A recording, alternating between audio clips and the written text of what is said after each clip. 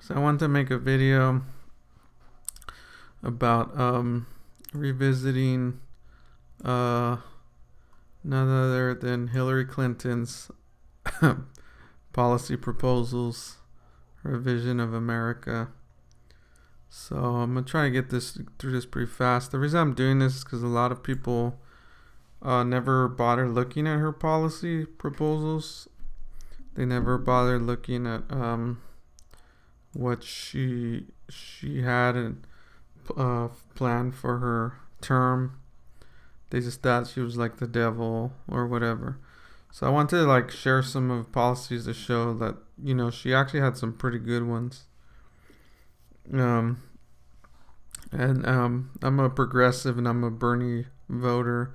I actually voted for Bernie over her, so it's not like I'm shilling for her or whatever. I mean, she's not even running anymore. This is like 3.5 years after the fact she lost. But anyway, so without further ado, we'll start with criminal justice reform.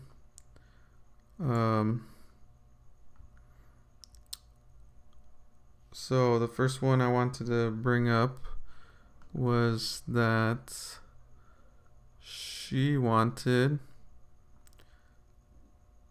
to end private prisons, which is a really good one. Ending the privatization of prisons. Hillary believes that we should move away from contracting out this core responsibility of the federal government to private corporations. We must not create a private industry incentive that may contribute or have the appearance of contributing to over incarceration. Okay, so that's a good one. The other one is I believe she wanted to move marijuana right here from a Schedule 1 to a Schedule 2 substance, which was really good. Focus federal enforcement resources on violent crime, not simple marijuana possession. Marijuana arrests include simple possession, account for a large number of drug arrests.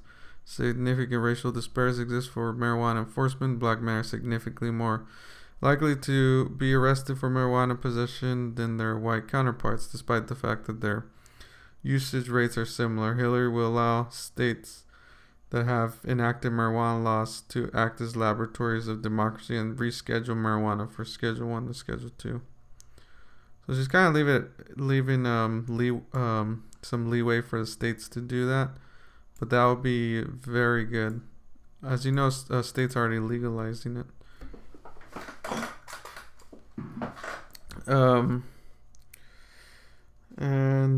Moving on.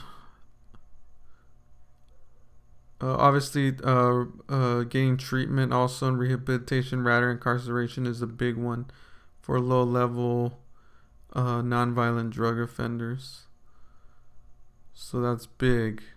I know Kyle Kowinski said that that's big for him, but he never read Hillary's proposal on that.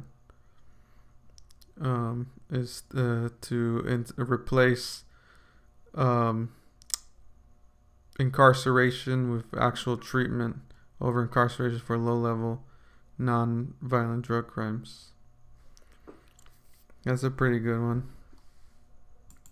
So we're going to go back to the policies. We're going to go to healthcare. And in here, there was some good stuff I saw here.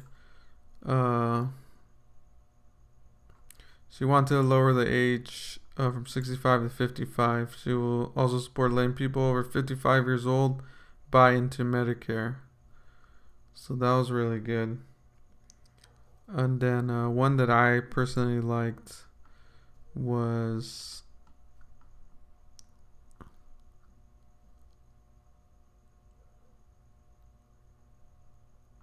here we go. Expand access to affordable healthcare to families regardless of immigration status. That's an excellent one. so people could get health care whether or not they're documented or not. That's a step forward into making healthcare as a right once you're in the country.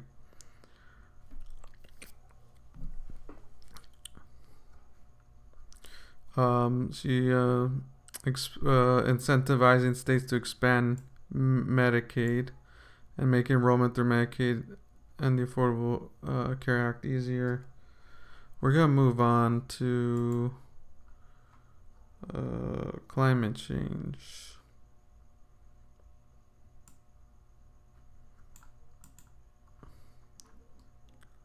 Here's climate change.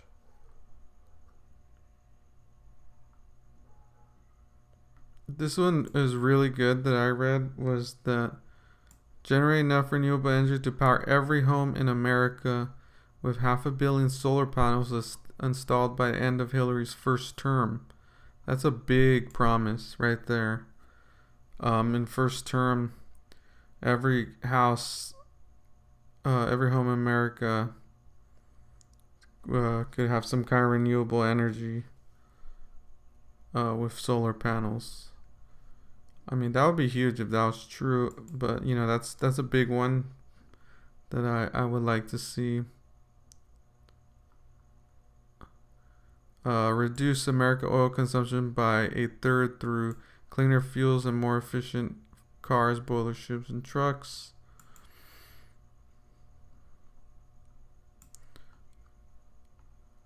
Launch 60 billion the Clean Energy Challenge to partner with states, cities, and rural communities to cut carbon pollution, expand clean energy, including low-income families. This one is the one that stood out to me too. Is cut the billions of wasteful tax subsidies to oil and gas companies have enjoyed for too long and invest in clean energy. And then cut methane emissions across the economy and put in place strong standards for reducing leaks from new and existing sources. And of course, she got criticized that she was gonna replace coal families with green into trying to transition them to green energy, revitalize coal communities by supporting locally driven priorities and make them an engine of U.S. economic growth in the 21st century as they have been for generations. So it seems like she made a new plan for coal communities.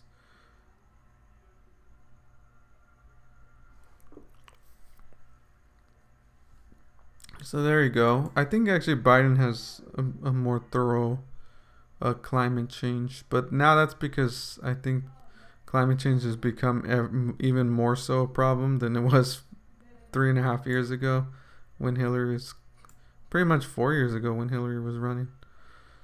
And then there was another one that caught my attention, was Make It in America, I believe. Would be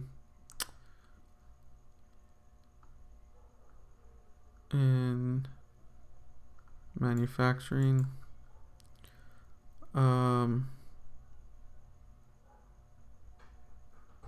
So here it is: strengthen American manufacturing through a $10 billion investment in Make It in America partnership that brings together workers and labor, business, universities, community colleges, and government at every level to harness the strength of manufacturing communities across America.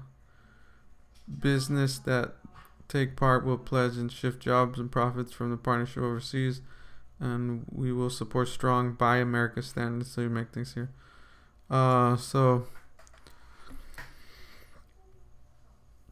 right here she says she will say no to trade deals like the Trans-Pacific Partnership that do not meet high standards of raising wages, creating good paying jobs, and enhancing national security. So a lot of people voted for Trump, thinking for some reason that she was into the TPP, but she was against it. As you see here, she vouched to be against it. So it would have been knocked out. It was bipartisan by the time Trump even got office. It was a dead bill by the time it even hit him because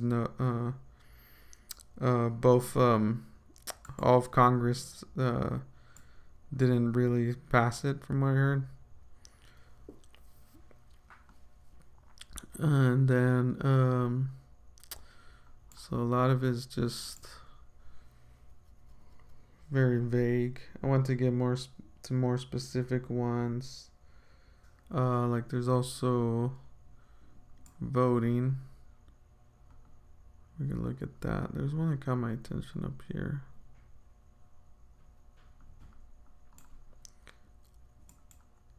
Campaign finance reform.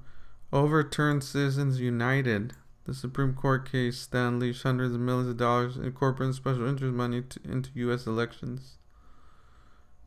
End secret, unaccountable money in politics.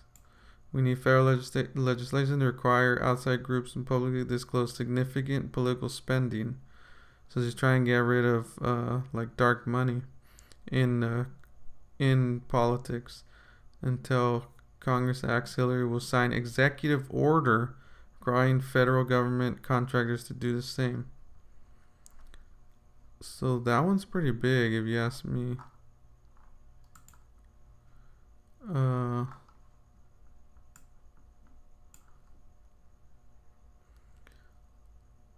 Overturn Citizens United, ending private secret funding. Biden actually has those policies as well. And then we're gonna go into voting, which is pretty important. I believe it's voter rights. Automatically register voters. That's big. Hillary will work so that every citizen is automatically registered to vote when they turn 18, unless they opt out, and make sure that voter registration rules are accurate and secure. The voting numbers will skyrocket if this would happen, and it will be a better democracy, I would say. And then just repair the Voter Rights Act, the Voting Rights Act.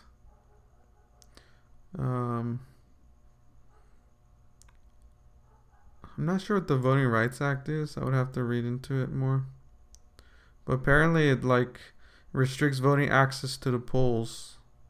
It makes it harder for people to vote, especially minorities, it seems. Harmful restrictions on voting across the country is that minority voters, young people, low-income voters, seniors, and women are equally capable as others, expressing their voices and their votes in democracy. Setting national standard for early voting. That would be good if early voting became a national thing. Here's another one actually I never knew about. You can't see it, but I can't really scroll down anymore because of the page. But there's one that says Hillary will set a national standard for early voting, giving voters at least 20 days to vote in the evenings or on the weekends before election day. So there you go. Yeah, early voting is big. It's pretty important. And then there's also tax for the fair tax, I think it's called.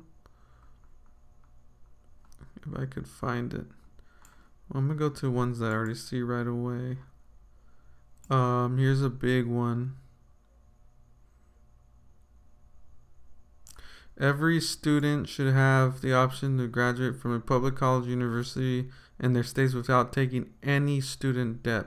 By 2021, families with income of $125,000 will pay no tuition at in-state four-year public colleges and universities. And from the beginning, every student from a family making $85,000 a year or less will be able to go to an in-state four-year college and university without paying tuition. Huge.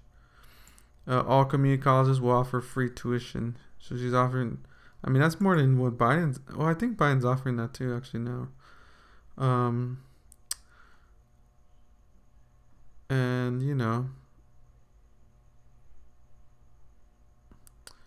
That's pretty big, I would say. Not debt forgiveness, but debt relief to an estimated 25 million people. They'll never have to pay back more than 10% of their income, and all remaining college debt will be forgiven after 20 years. I mean, that has definitely improved. Biden's offering debt forgiveness, from what I understand, for all families under 125,000 that make 125,000 less than 125,000. So that's pretty big.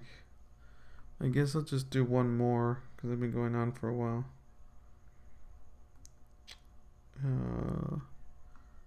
I guess I'll do the taxes if I could find it. Fair tax system. The last one.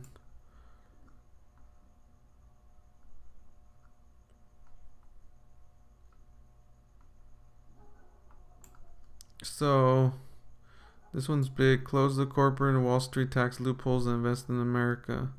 Hilary will close tax loopholes like inversions that reward companies for shifting profits and jobs overseas. She will charge an exit tax for companies leaving the U.S. to settle up on their untaxed foreign earnings. That's a pretty good policy, I would say.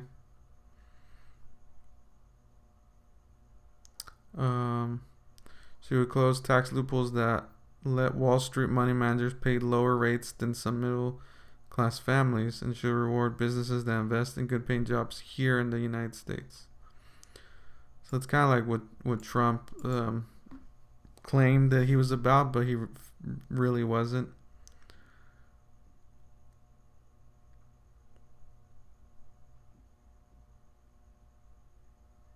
So there you go. This seems to be implies she'll tax more of the wealthy here.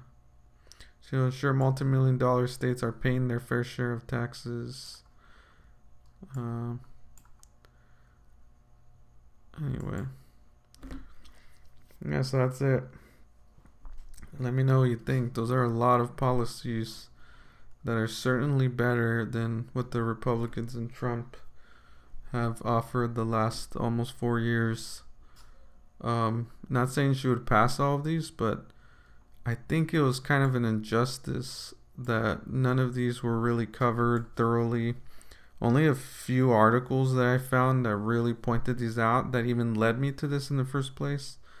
Way after the election happened where Trump won. So it's kind of unfortunate that the news doesn't really cover a lot of these policies, and they don't compare policies of whoever's running against Trump. So kind of was all about scandal, which is very unfortunate, as we know, and led to one of the worst presidents ever. So let me know what you think in the comment section below.